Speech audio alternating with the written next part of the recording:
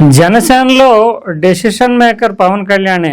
అయితే మెగా సోదరుడైనటువంటి నాగబాబు అప్పుడప్పుడు ఆ పార్టీలో సంచలనం సృష్టిస్తూ ఉంటాడు. ప్రధానంగా జనసేన మీద ఎవరైనా విమర్శలు చేసినా, లేదంటే పవన్ కళ్యాణ్ మీద వ్యక్తిగతంగా ఆరోపణలు వచ్చినా, లేదు అంటే ప్రతిపక్షాల మీద సీరియస్ కామెంట్స్ చేయాల్సి వచ్చినా పవన్ కళ్యాణ్ కంటే కూడా నాగబాబు ఎక్కువగా చొరవ చూపుతూ ఉంటాడు.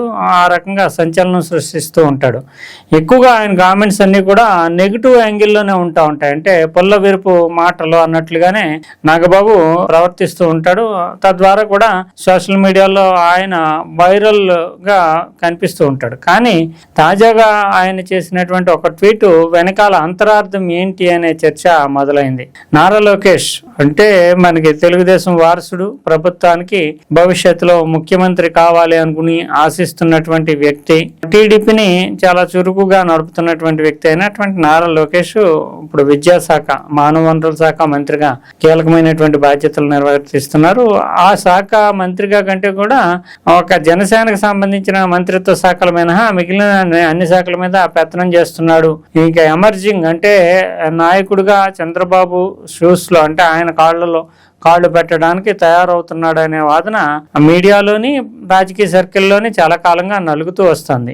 ఇప్పుడు ఆ విషయం మీద జనసేనలో కూడా కొంత చర్చ ఉంది. ఏంటంటే నారా లోకేష్ భవిష్యత్తులో ముఖ్యమంత్రి స్థానాన్ని ఆక్రమిస్తే, లేదా భవిష్యత్తులో ముఖ్యమంత్రి స్థానాన్ని అధిష్ఠిస్తే పవన్ కళ్యాణ్ పరిస్థితి ఏంటి? పవన్ కళ్యాణ్ సీనియర్ నాయకుడు, వయసు రీత్యా కానీ, లేదంటే జనసేన పార్టీ చిన్నదైనప్పటికీ ఆయనకు ఉండేటటువంటి ఫ్యాన్ ఫాలోయింగ్ కానీ, కరిష్మా కానీ ఇవన్నీ చాలా ఎక్కువ. కాబట్టి తెలుగుదేశం వారసుడిగా నారా లోకేష్ కనుక పదవీ బాధ్యతలు, అంటే ముఖ్యమంత్రి బాధ్యతలు స్వీకరిస్తే పవన్ కళ్యాణ్ ఉప ముఖ్యమంత్రిగా సర్దుబాటు చేసుకుంటాడా? పవన్ కళ్యాణ్ పరిస్థితి ఏంటి? జనసేన ఏ స్టాండ్ తీసుకుంటుందా అనే చర్చ చాలా కాలంగా నడుస్తుంది. ఇంకా ప్రధానంగా వైఎస్ఆర్ కాంగ్రెస్ పార్టీలు లాంటి అన్ని పార్టీలు దీన్ని మేజర్ ఇష్యూ చేస్తూ జనసేన శ్రేణుల్లోనే గందరగోళానికి, కలవరపాటుకి గురి చేసేలాగా ప్రవర్తిస్తున్నది ఆ మీడియా. ఇటువంటి పరిస్థితుల్లో జనసేన శ్రేణుల్లోని భిన్నమైనటువంటి అభిప్రాయాలు జరుగుతున్నటువంటి నేపథ్యంలో తాజాగా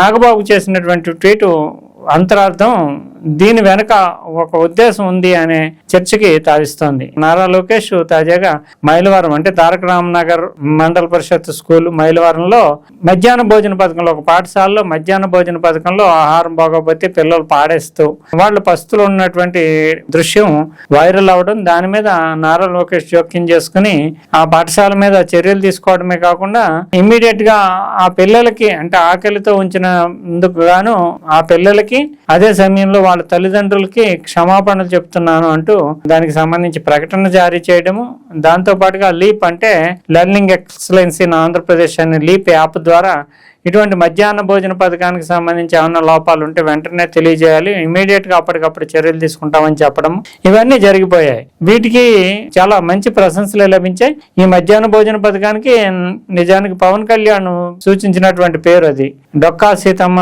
మధ్యాహ్న భోజన పథకం అంటూ పెట్టడం అనేటటువంటి జరిగింది. దీన్ని మీద నారా లోకేష్ స్పందించినటువంటి తీరు, వేగం ఇవన్నీ చూసిన తర్వాత నాగబాబు వెంటనే ట్వీట్ చేస్తూ responsible leader emerging from TDP అంటూ, అంటే ఒక బాధ్యతాయుతమైనటువంటి నాయకుడు, పారదర్శకమైన చర్యలు తీసుకునేటటువంటి జవాబుదారీతనం కలిగినటువంటి నాయకుడు తెలుగుదేశం పార్టీ నుంచి ఆవిర్భవిస్తున్నాడు, ఎమర్జ్ అవుతున్నాడు అంటూ చాలా ప్రశంసనాత్మకంగా చెప్పడం. అంటే ఇంతవరకు కూడా ఆ స్థాయిలో నారా లోకేష్ ని ఎవరు ప్రశంసించినటువంటి ఘట్టాలు, అంటే తెలుగుదేశం శ్రేణులు ఎలాగో ప్రశంసిస్తాయి, కానీ ఇతర పార్టీల నుంచి మద్దతులో ఉండొచ్చు, కానీ బీజేపీ కానీ జనసేన కానీ ఇంతవరకు ఆ స్థాయిలో ఎమర్జింగ్ లీడర్, రెస్పాన్సిబుల్ లీడర్ అంటూ ఎవరు అనకపోవడం అనేటటువంటి విశేషం. అందులోని నాగబాబు ఎందుకు అన్నాడు అంటే, జనసేన శ్రేణులు ఒక రకంగా అయోమయానికి గురై ఉన్నాయి.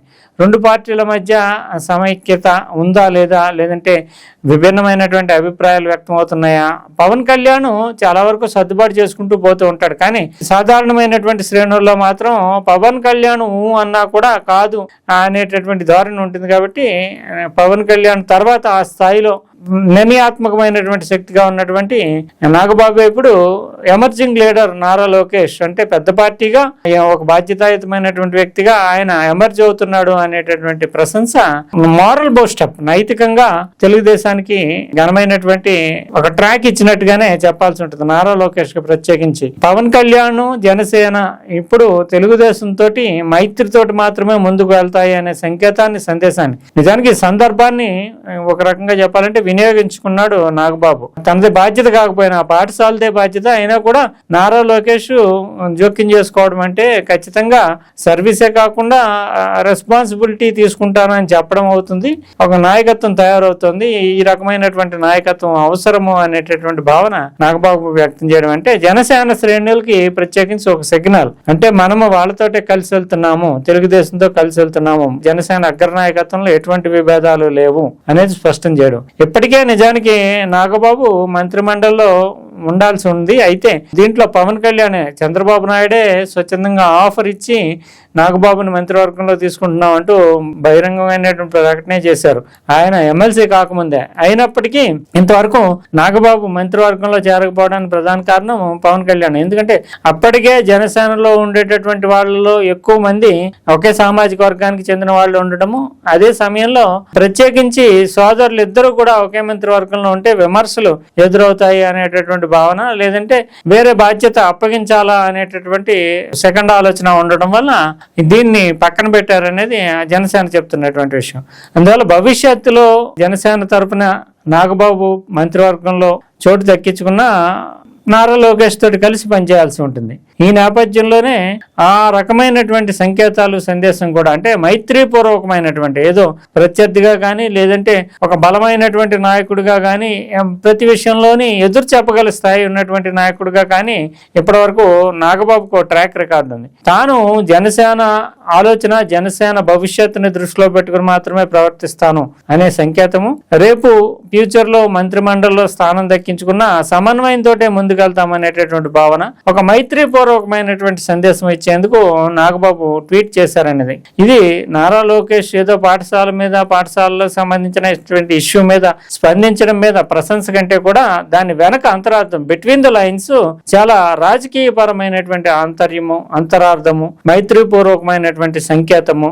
జనసేన శ్రేణులు ఓవర్ రీచ్ అంటే ఒక పరిధిని దాటి ప్రవర్తించక్కర్లేదు, ఈ కూటమిలో అంతా కలిసి సమన్వయంతో ముందుకెళ్లాలనేటటువంటి సంకేతాన్ని ఇచ్చేందుకు నాగబాబు ట్వీట్ ని ఈ సందర్భాన్ని వాడుకున్నట్లుగా మనం చెప్పాలి.